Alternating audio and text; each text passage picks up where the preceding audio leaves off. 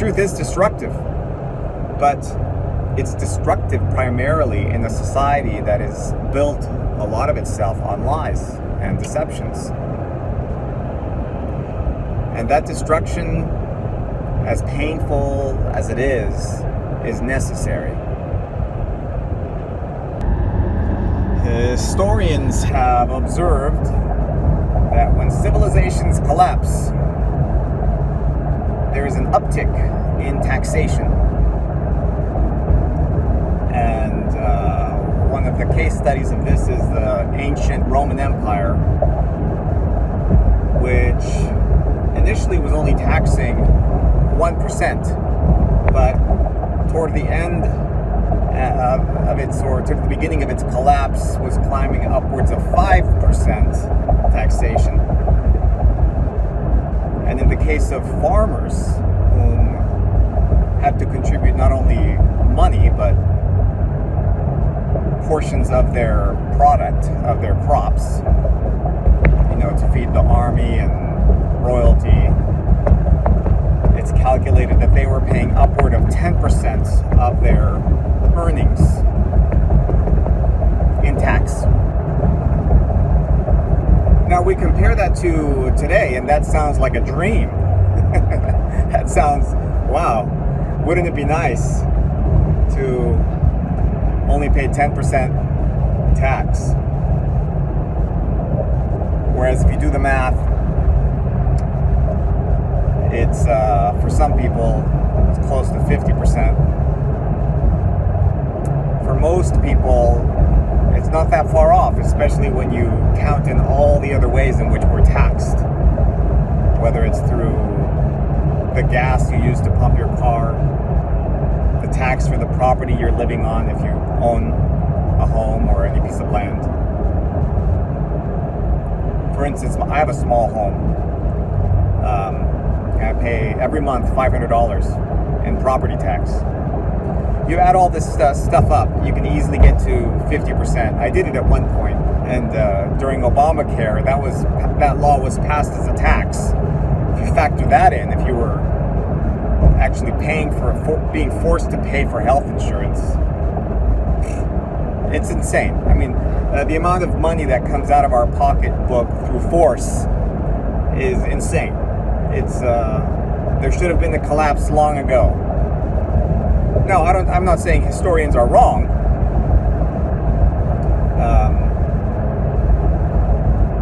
But what appears to be occurring is we continue to buy ourselves out of a collapse.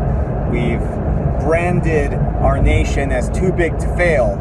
So what do? Well, look at the national debt and look at any graph that shows you practically a hockey stick in the amount of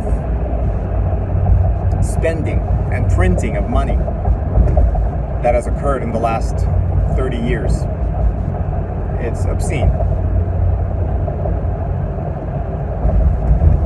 Now, of course, various economists have talked about how immoral this is and how it's really just a matter of time before reality hits the fan. Because you can't sustain living in a fiction.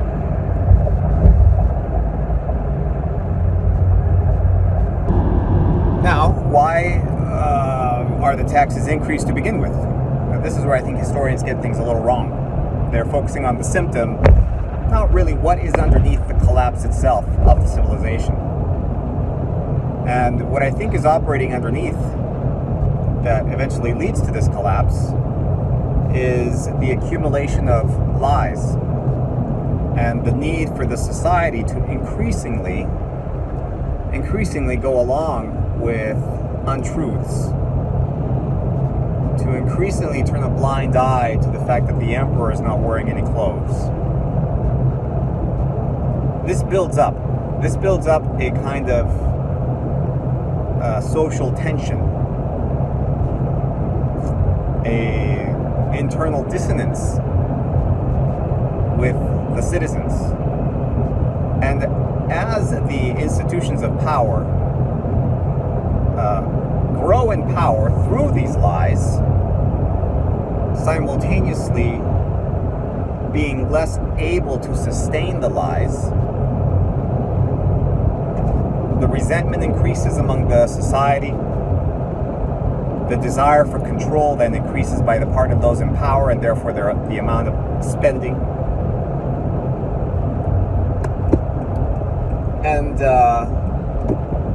And so what happens is it's very similar to how marriages collapse.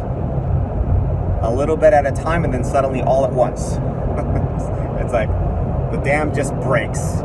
You know, the pressure builds up, and eventually it breaks.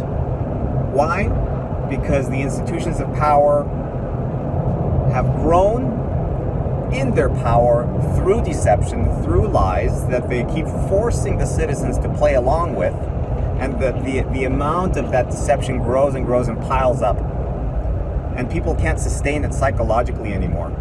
And even though outwardly they're nodding and saying, yes, we believe, internally there's just this built-up resentment. So in a way, as society, as civilization, is kind of a macrocosm of a relationship between a husband and wife. You know, if that relationship becomes abusive, usually it involves one of the two forcing the other to go along with a narrative that is false.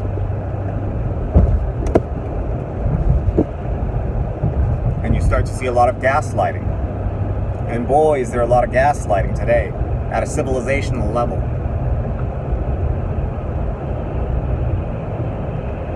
And so unless we dismantle these lies quickly,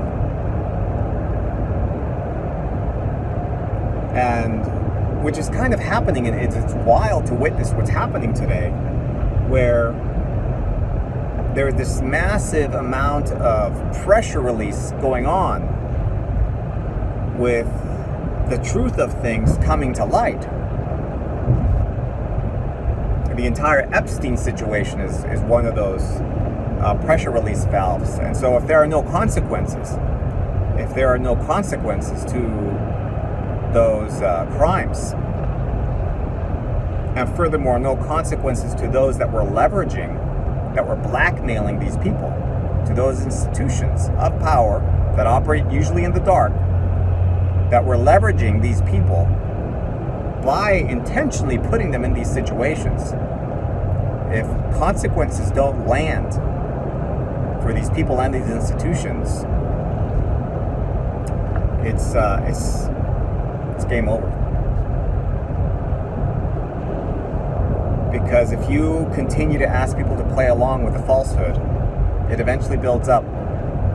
And like dry tinder, all it takes is a tiny little spark, and poof, the thing blows up into some kind of revolution, which doesn't always lead to a good place either, you know? And so this is why truth is so important.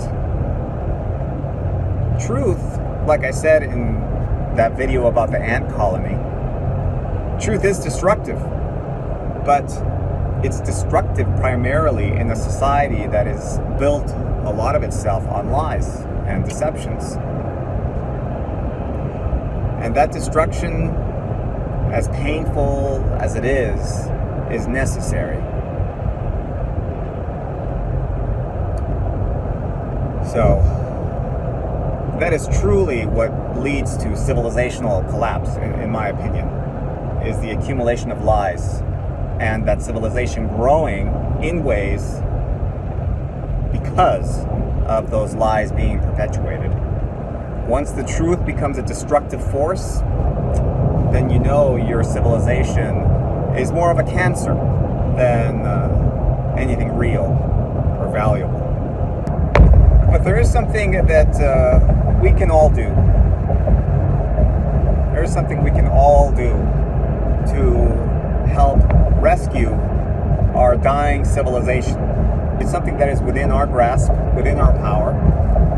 And I believe that if everybody did it, we could rescue even such a civilization. And that is to make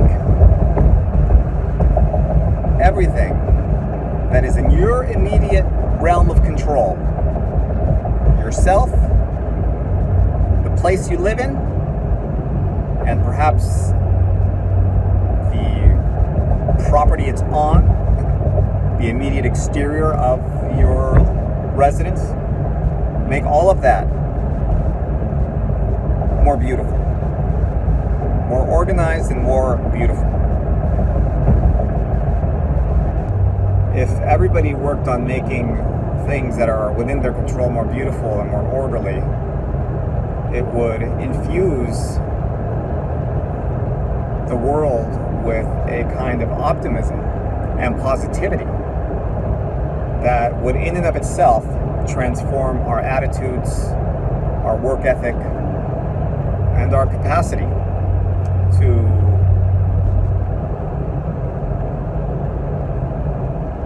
infuse upward mobility in our economy.